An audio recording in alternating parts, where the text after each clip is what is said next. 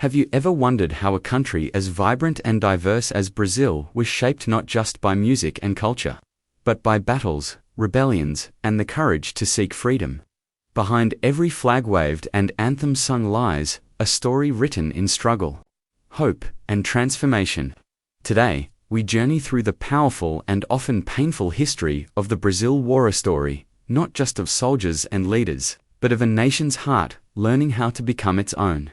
The War of Independence in Brazil, which took place between 1822 and 1824, was a crucial moment in the nation's history.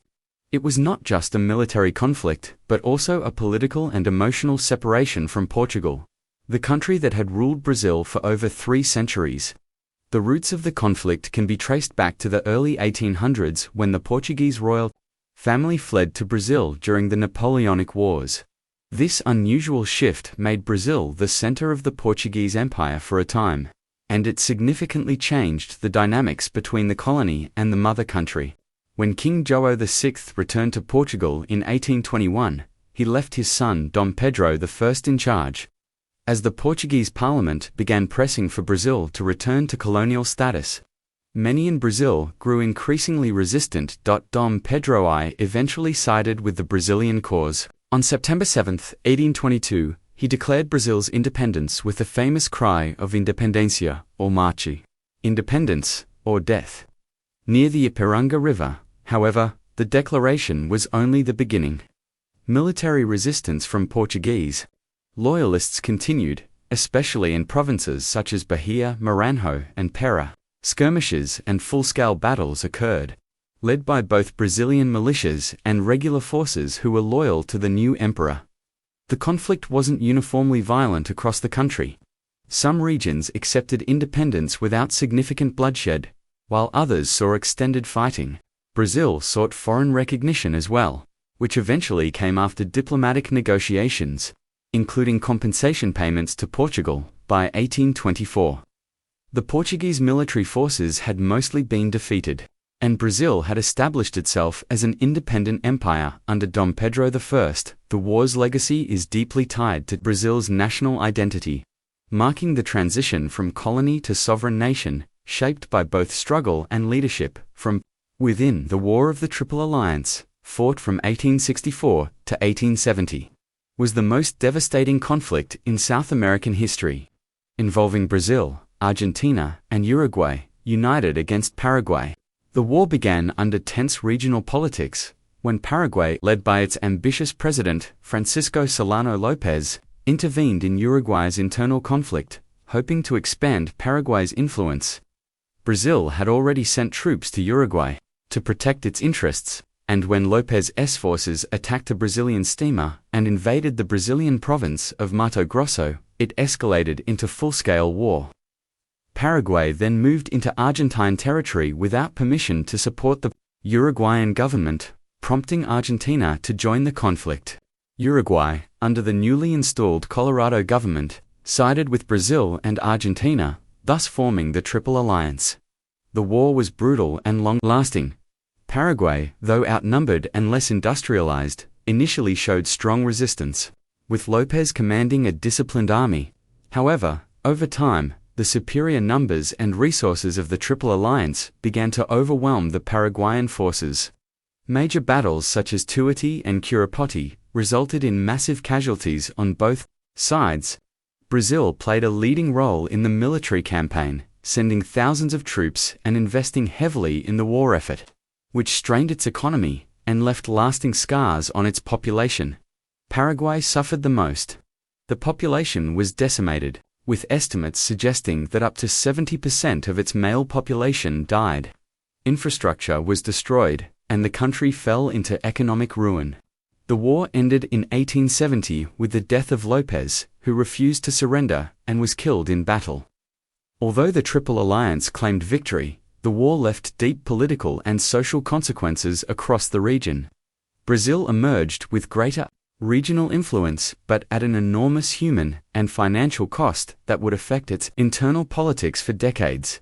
Throughout the 19th century, Brazil experienced several internal revolts and regional uprisings that reflected deep political economic and social tensions within the newly independent empire.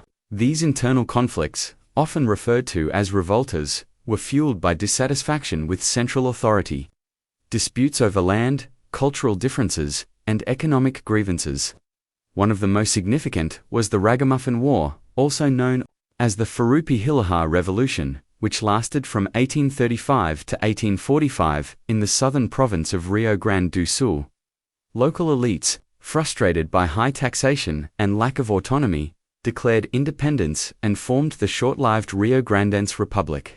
Though it eventually ended through negotiation, it symbolized resistance to imperial control and regional identity. Another major uprising was the Canudos War, which occurred between 1896 and 1897 in the northeastern state of Bahia. It was not just a political rebellion, but a social and religious movement led by Antonio Conselheiro, a charismatic preacher who gathered thousands of followers disillusioned with poverty and government neglect. They established a self-sufficient community in Canudos that rejected the authority of the Brazilian Republic. The government viewed the settlement as a threat and launched a series of military campaigns to destroy it. After several failed attempts, a final assault resulted in the massacre of nearly all its inhabitants, including women and children. Other notable revolts included the Cabinajam in the Amazon region and the Baleada in Maranhão, both driven by marginalized populations demanding better living conditions and representation. These revolts highlighted the fragmented nature of Brazilian society and the tensions between the central government and distant provinces. While many of these uprisings were suppressed, they revealed the challenges of governing such a vast and diverse country and contributed to ongoing debates about federalism, citizenship, and national identity in Brazil's political evolution. The period between 1964 and 1985 in Brazil was marked by a military dictatorship that reshaped the country's political landscape. It began with a coup on March 31, 1964, when the Brazilian military overthrew President João Goulart, who was accused of aligning with communist ideas and threatening national stability. The coup was supported by conservative sectors of society, including business elites and parts of the middle class, as well as the United States, which feared the spread of communism in Latin America during the Cold War. The military installed a regime that suspended democratic processes, dissolved political parties, and ruled through authoritarian means. The new government justified its rule under the pretext of restoring order and fighting subversion. A series of institutional acts were issued, granting the regime power to arrest without trial, censor the press, and remove political opponents from office. Dissent was not tolerated.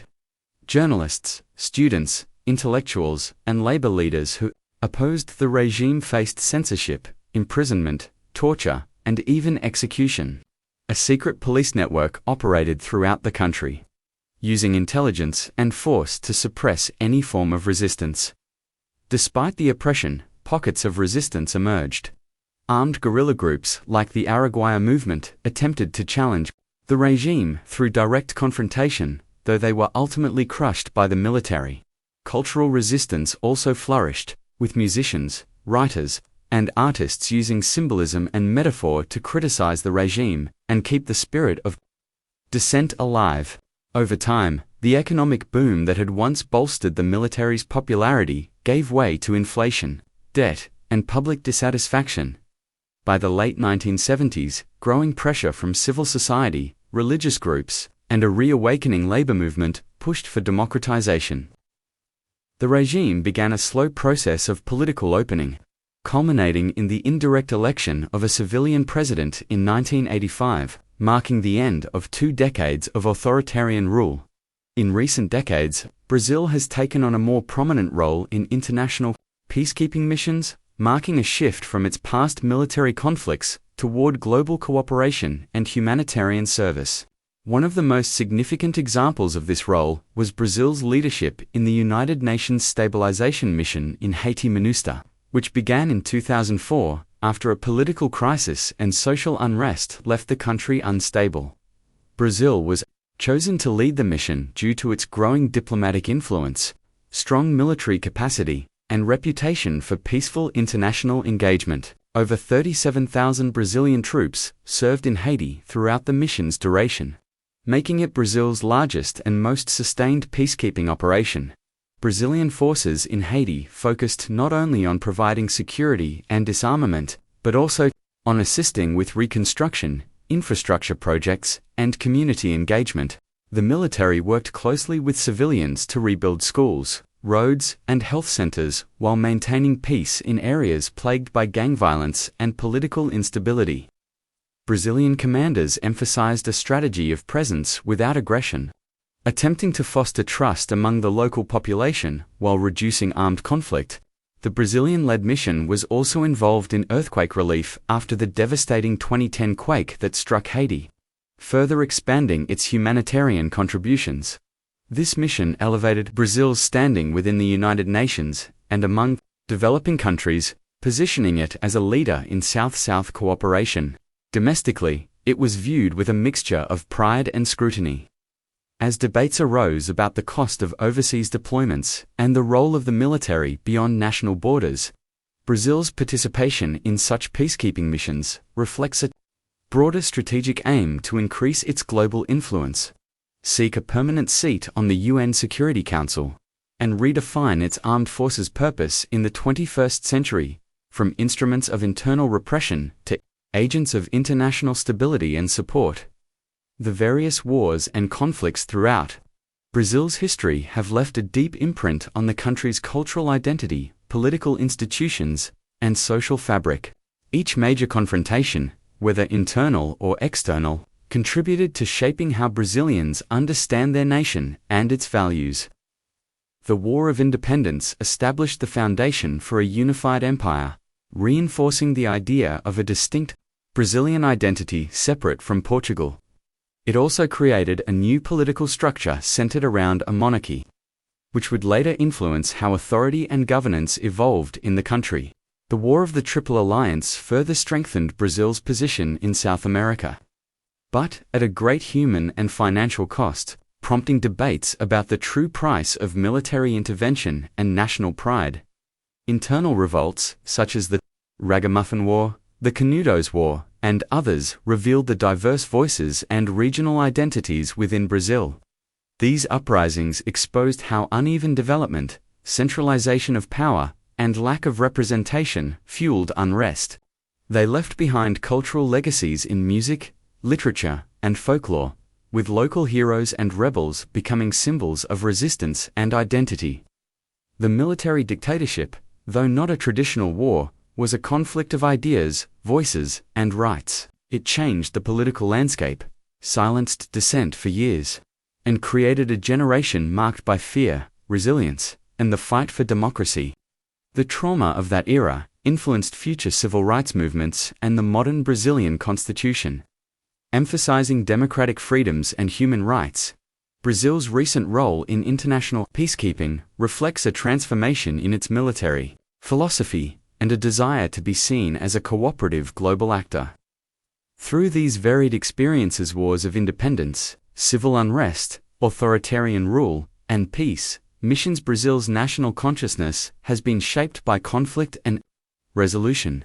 These historical layers continue to inform contemporary debates about power, justice, identity, and the role of the state in Brazilian society.